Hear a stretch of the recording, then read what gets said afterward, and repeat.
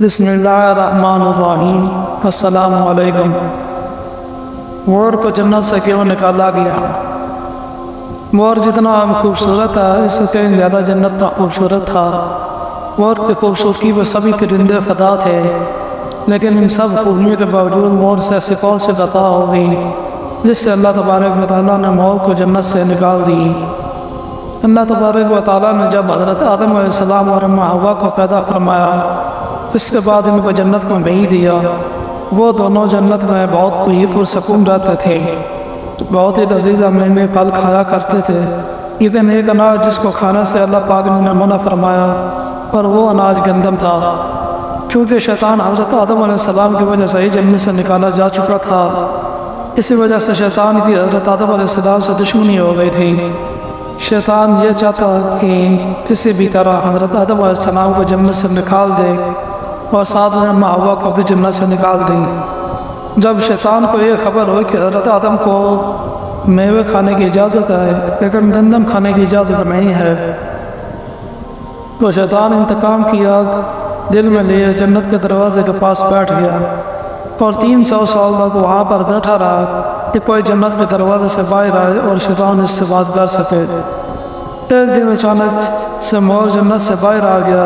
شیطان اس کو دیکھتے ہی بہت خوش ہو گیا۔ شیطان نے پوچھا، اے خوبصورت پرندے تم کون ہو؟ مور بولا، میں مور ہوں، اب تم اپنا تو حرم کرواؤ۔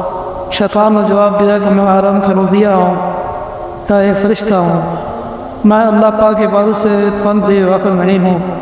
میں چاہتا ہوں کہ میں جنت میں جاؤں، وہاں کے نعمتوں کا اپنی آنکھوں سے مشاہدہ کروں۔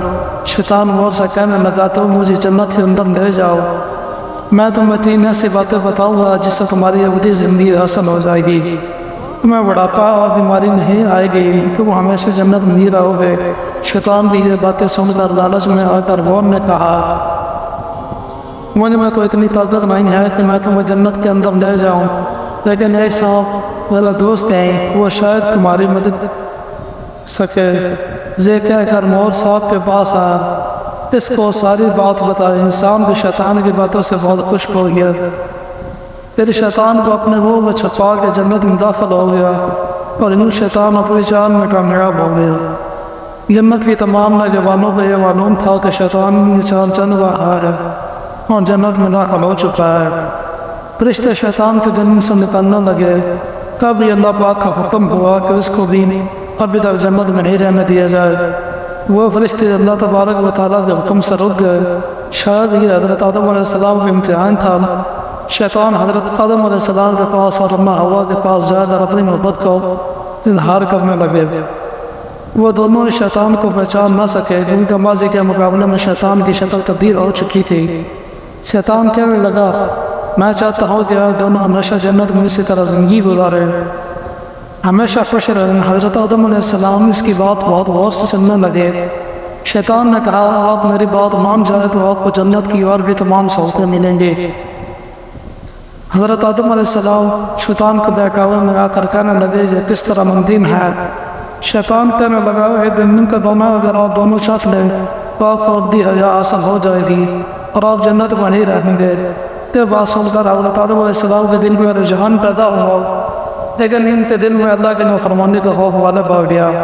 جب اماں حوا شیطان کی باتوں میں آ گئی، جس پر اماں حوا نے حضرت آدم علیہ السلام کو راضی کر لیا، پھر اس کے بعد ان دونوں نے اس گندم کے دانے کو چکھ لیا۔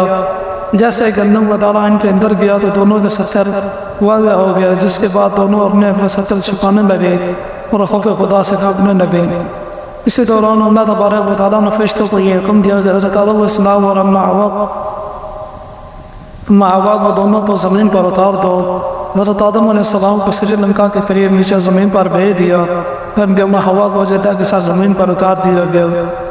یہ خوبصورت پاؤں سے چل کر وہ شیطان کے جنت کے اندر لے کر آیا تھا، وہ خوبصورت پاؤں اللہ پاک نے مور سے لے دیے۔ صاحب جو اپنے منہ میں شیطان کو چھپا کر لایا تھا، اس کے منہ میں خوبصورت خوشبو کو چھین کر اس کو زہر ڈال دیا، پھر مور کے ساتھ ساتھ کو بھی جنت سے نکال دیا گیا۔